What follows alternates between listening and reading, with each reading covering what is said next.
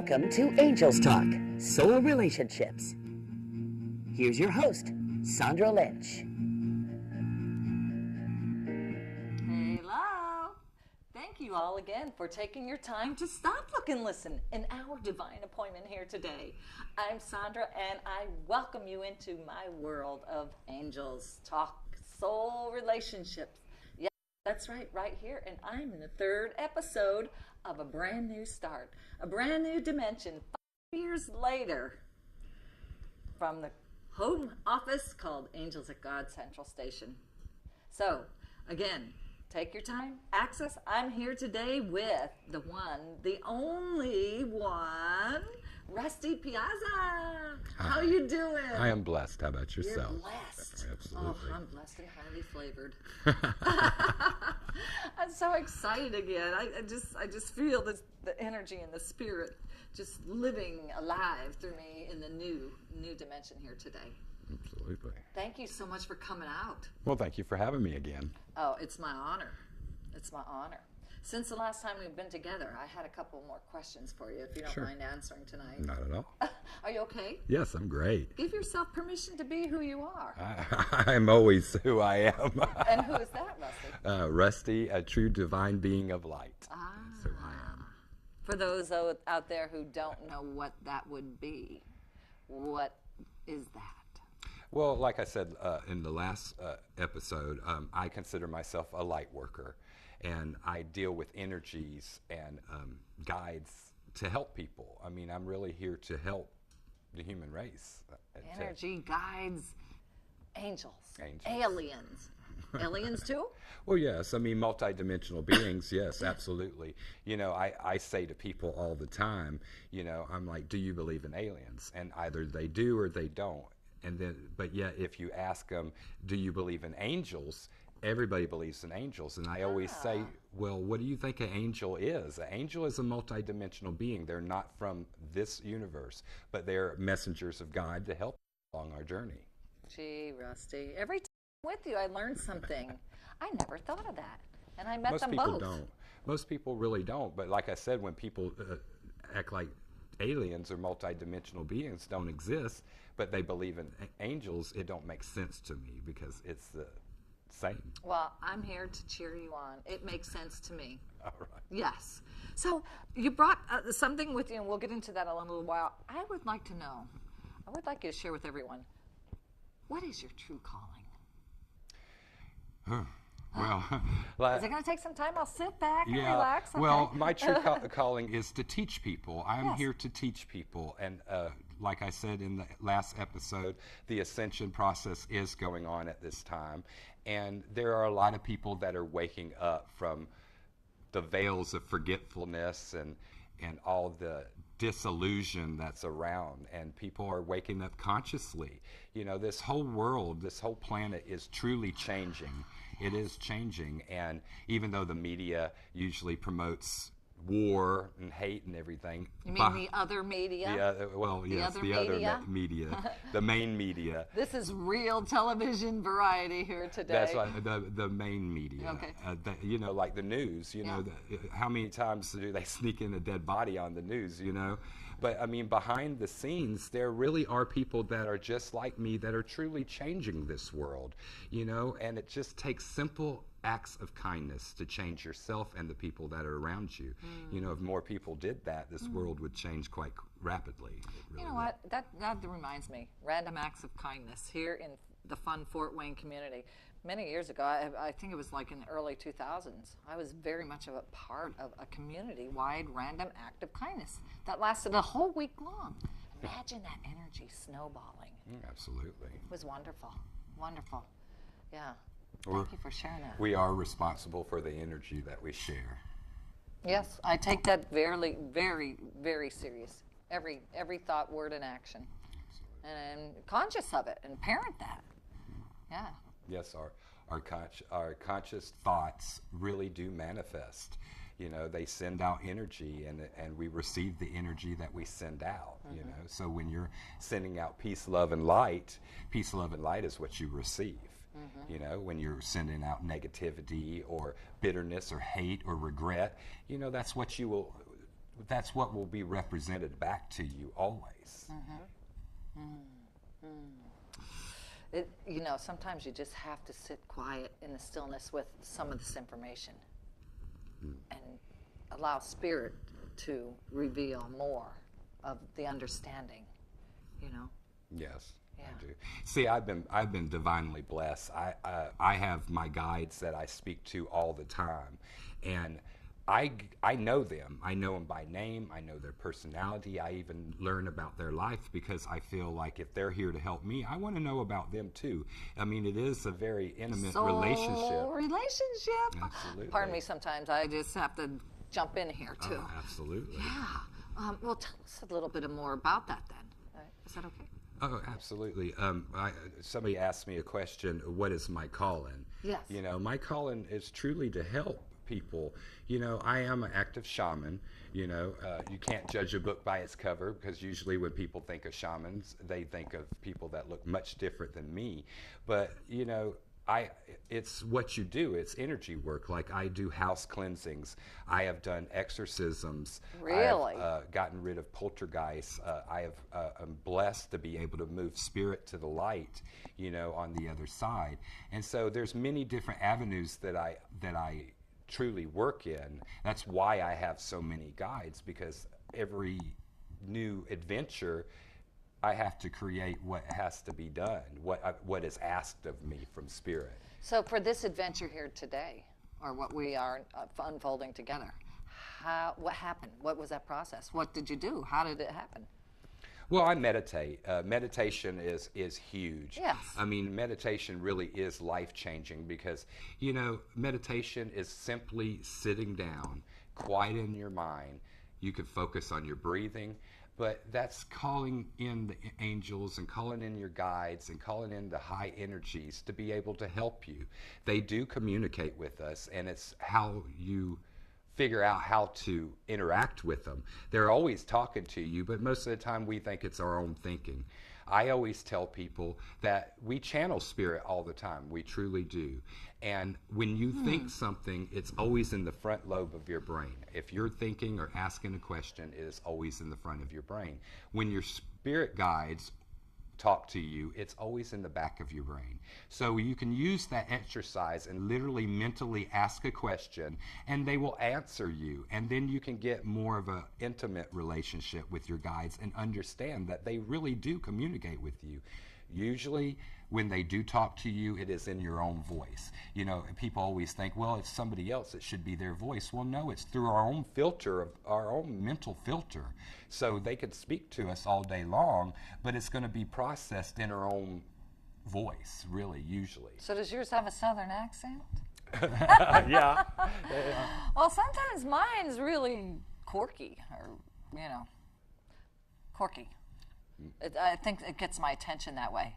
And sometimes I think it challenges me to figure out a piece of a puzzle or something. But then other times it's like, nope, you do it this way. This. Where's my angel letters? I was looking for them. I was frantic. I looked everywhere in the house. I just moved into the old Wish Factory house. And so I had no intentions of doing this show when I moved here, when I moved back here. So I didn't know where they were. Well, little did I know, they were in a box with the Christmas decorations. So Spirit gave me that in the shower. Said, did you look in that closet that you've not looked in yet? In a box? So, yeah, and that was like my own voice. It was like charged. Does that sound like something? Well, it happens to us more than it don't happen to us. I mean, our guides are always communicating with us. And a lot of times we think it's our own thinking, and whatever works for people, listen to that inner voice. We've heard of women's intuition. We've heard that all our life. Yes. You know what women's intuition is? That's our guides. That's our own soul speaking to us. Men have it too. But a lot of times men are more closed off than women. They are, because they're so busy trying to make money to support their family that they close that part down. But that don't mean that they don't help them because they truly do help them. They just don't acknowledge it as much as a woman does, because a lot of times women are more in tune with what's going on with their body, their mind, and the energies around, and I'm finding that more men really truly are waking up at this time. They're understanding that being macho and everything, it really don't get you anywhere. All it does is keep you in that limited thinking. And when you expand your thinking, the universe and the possibilities is endless. Absolutely. Yeah.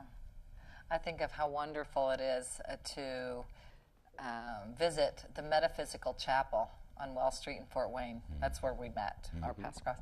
And it's so much of a gift to be there, to experience. It's a beautiful place. It is. And it's just a little place, and I actually see it pulsating.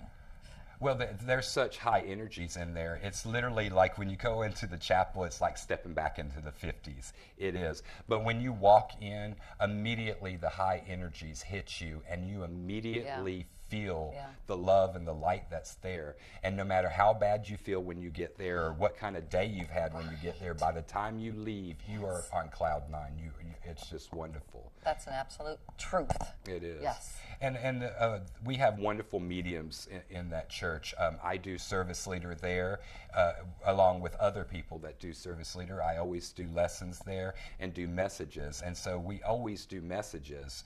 And it means a lot to people. It really does, to be able to be contacted from the other side. There's skeptics out there. There's always skeptics. But what I love is when I do a message for somebody that I don't know, I love that because it means more. Because if they know that I don't know them, I have had no interaction with them whatsoever, and I'm telling them that this family member's coming through, or this situation, or whatever the message may be, it's coming straight from Spirit. It don't matter if you believe me or not. The fact of the matter is I channel Spirit. And so what they tell me, there's no way for me to know this information. There's no way for any medium to know this information, but knowing that they're truly connected to the Spirit, they can give you the best message of your life. And when people come in, they have questions that they want to ask. They want family members to come in. And not always is that family member that they want to come in available. Because, they go to the other side. A lot of times certain people and certain spirit will stay behind so they can be there. I was talking to somebody earlier, and I told them, a lot of times like we have grandparents, and sometimes we don't have a great relationship with our grandparent because they live across the world, across the country. But the thing about it is they will be there for us. My grandmother on my mother's side, she lived across the country. I only got to see her every once in a while, but ever since she passed the Spirit, she's been more of a grandmother to me in spirit than she ever was allowed to be on this earth. And that happens more often than it don't. A lot of times when we don't have a personal relationship with a family member or something like that, we find that they really will stay with us afterwards because that was the role they were supposed to play, and my grandmother is with me all the time.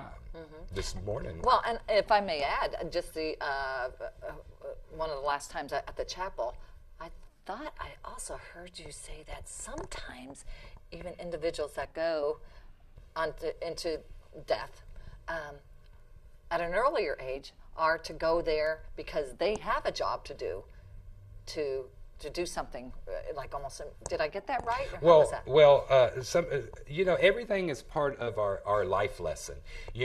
People that have had miscarriages or lost a baby, it's very devastating for them. Yes. But the soul that came into that body chose to do that. They chose to do that because it was an opportunity for that soul to learn something. But really, it's the effect of the family that the reason why it came in, because like I say all the time, it's not what we go through, it's how we go through. So we are presented with the worst possible scenarios all the time in life. I mean, especially on this earth, we have terrible things that happen to us, but it's really how we navigate through it.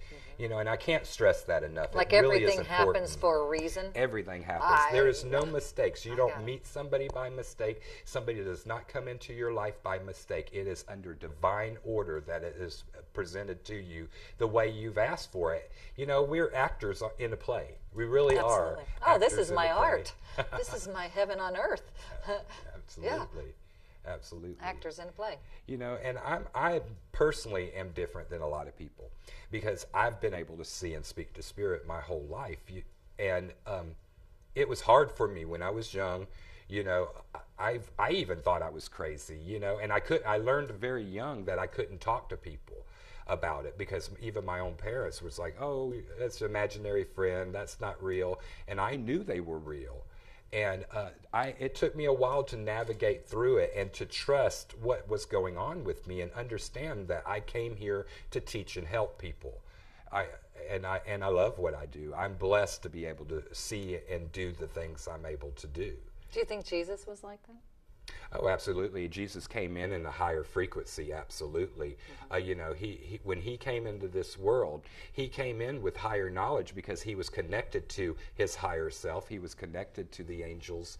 And so he was teaching people things that were way ahead of their time. Just like in the Bible that is wrote, you got to think of the consciousness of the men that wrote in the Bible. Yeah. You know, they could only perceive what their consciousness could understand.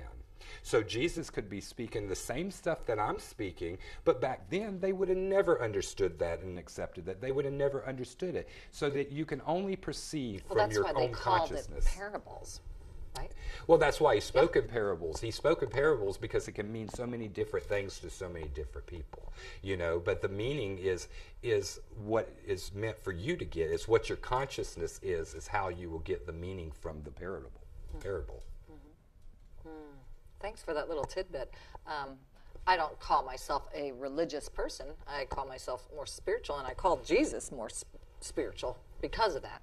But your identity of that was very, very well elaborated. Thank you. So then what about the next portion of your life? You know, you said when you were a child, all this was coming out, and you didn't know if you had to identify with it in that process. How about your teenage years? Well, my teenage years were truly hell. Was it? Yeah, it was because, Thank you. My past, you know, we all have a past. Oh, and yeah. I've been addicted to drugs because it was the only thing that would shut me down to spirit. Because when you're talking to people and they do not relate to what you're saying, you know, they would think you're crazy. They'll say you're crazy. And then after a while, we start believing that. We truly do. And so I'd done drugs when I was young and got through that now because it was hard for me to deal with. You know, when you're different when you're young, you want to be like everybody else. You want to blend into everybody else. You want to be in the in crowd. You want to be able to be with people and not be teased, you know. And when you're different, like I have always been, it was very difficult for me, and it took me years to be able to learn to trust what was going on.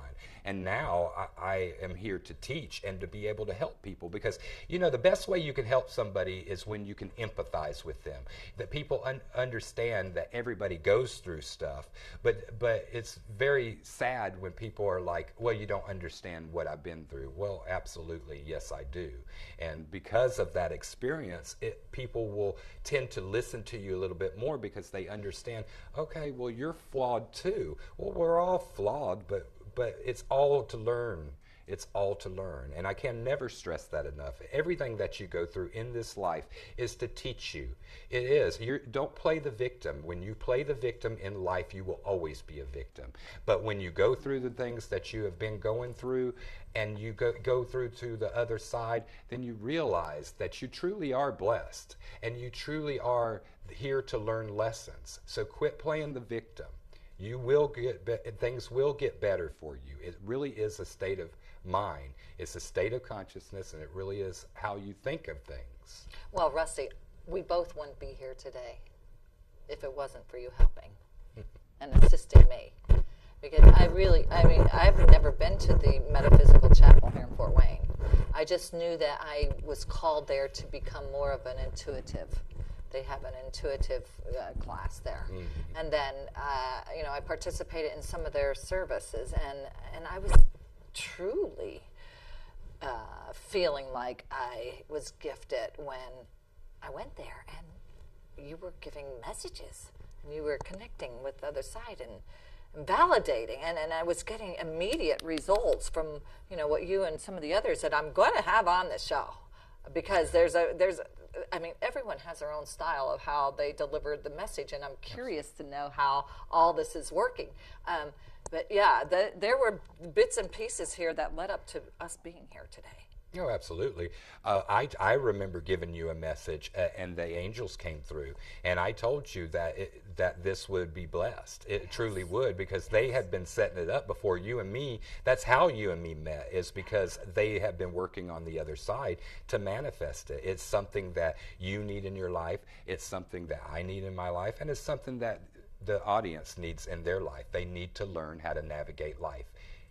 Well, I got to be honest. When the network moved me out to Pennsylvania, it was to serve a purpose. I so wanted to be back where my home, where my soul was born, to spend time with my mother and my family and my siblings, just to be around them and, you know, just see. And my mom's 91 and she's very healthy right now. And then when it was time to come back, I never thought I would be back here. I brought all my archives, all of the, like it was a boxcar train, you know, all of the archives of all of, oh God, I stopped counting at 500 episodes. And I really didn't have any intention to be doing programs, except something that clicked. And this is a real truth and value for me, that every one of these programs helped me. And I think it's crucial for every individual out there to have some type of self-help tool to help them along every day, not just once in a lifetime, every day. Every day, absolutely. Every day. Absolutely. And so the prayer meditation is a part of my life. It wasn't as active because sometimes, you know, oh boy, being a Gigi just keeps my life going. But I also want to say this, I'm digressing. I remember writing on that little billet at the Metaphysical Chapel. I wrote Gigi on there just to see what, did you get that? Yeah. Just to see what would come through, because that's not that's my grandma name, but do you remember what that was? Didn't your grandmother come through? Because when I said Gigi, I said it as a question, like, who's this? It was a sister. You responded that when you open it, you're like, Gigi. It was my complete, what is that saying? It was from my, I don't know. Tap in and ask your guides. Does it work that way? But, no, it was my grandmother's sister. And she did come through, didn't she? She did. She had the same hair. Everything was identical. That's it. Oh yeah. Oh yeah. That's right. I told you that you looked like like her. Yeah. You know, the thing about it is, a lot of times when I do messages, I don't realize, because spirit really does come in. They tell me. Now I do see spirit. Like sometimes I see them standing there beside the person. If it's on the mother's side of the family, it's on the left-hand side of them. If it's on the father's side of the family, it will be on the right side of them. Just like a wedding setup, staged. Like a wedding, isn't the female on the left and the? Yeah, because honestly, the feminine side of the body is on the left side, and the more masculine is on the right side. So I don't know why it works the way it does, but that's how it does. And sometimes they are standing there. Other times I will see them through my third eye, and they will either be projected there, or I might just see a quick snap of a scene. And then I have to figure out the symbolism and the things that I saw in that. And so sometimes, a lot of times when somebody passes to spirit and they hadn't been in spirit very long, they can't show themselves because it takes energy for them to manifest. It does. And sometimes I just see a shape, but yet I will get their whole personality in a flash. And a lot of times when I'm given a message with somebody coming through, they'll give me their personality. And it's quite interesting to tune into other people's energy like that. I know we don't have a whole lot of time left, but let's go back to that teenage year that we kind of digressed on. So that was a time that this activity stopped or developed more? It was always happening. That was when I was trying to stop it. Because it was very hard, because I was trying to be more like other people, and so me knowing things that I shouldn't have been knowing. Like when I was young, I could shake somebody's hand and tell you everything about them. And I learned very young that I couldn't do that. But it also is quite lonely, because when you know already everything about somebody, you choose not to deal with that energy. You know, it's up to you. You have choices. And so I was always kind of different. And that sounds like an episode waiting to happen about relationships out there. Wow. Would you be open to that? Absolutely. Oh, maybe we'd bring a third person on and, I don't know, figure it out. Yes. But that just came to me. My guy just said, hey, why don't you, anyway. So what's next? We went through your teenage years, and then I know there's a lot of personal stuff you're bringing out here. I got married. I got with my wife when I was young. She got pregnant when I was 17, and when I was 18, that was 1990. I turned 18. I got married and had my son. He's 25 now. You know, and me and her were together for 10 years, and so I dealt with family at that time. You know, I was with my son all the time, and I really poured all my heart and soul into him, and we did so much together. So I kind of shut down for a while because of life happening, and that didn't mean I didn't see him. I just chose to ignore it, you know, and pretend like it wasn't happening, even though I knew it was happening. And then as I grew up, I realized that I had a gift, that other people weren't like this, that other people that I knew didn't see and know the things that I was knowing. And I finally figured out that it was really a blessing, not a curse, and that I could be able to help people. And so that's one thing that the Fort Wayne Metaphysical Chapel really helped me with, because they trusted me to go up there and do a lesson, and I started doing lessons. I wasn't even doing messages at that time. Larry Gifford came to me. Oh my goodness. And he's such a great man. I know you'll have him on. But Larry Gifford came to me. Yes. And told me oh my gosh. that he that I should do messages, and so I started doing messages. And I was like, okay, I could do it, and started doing messages. There's only a minute left. Would you come back on? Absolutely. Absolutely. We have to close the show. All right. Time right out. Hey, thank you all again for taking your time to stop, look, and listen in our divine.